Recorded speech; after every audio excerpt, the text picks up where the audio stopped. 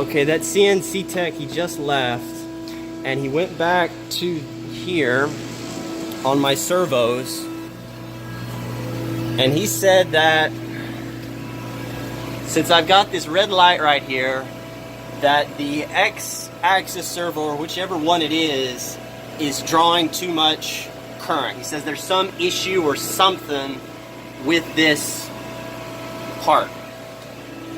And then he was poking around a little bit more,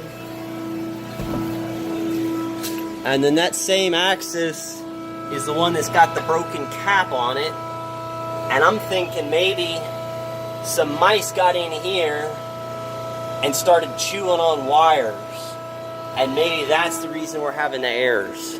Because he took those wires out that were going on the output side, so it should have gotten rid of any problems in that drive. And then he came over here and reset it, and it was still throwing the same error codes.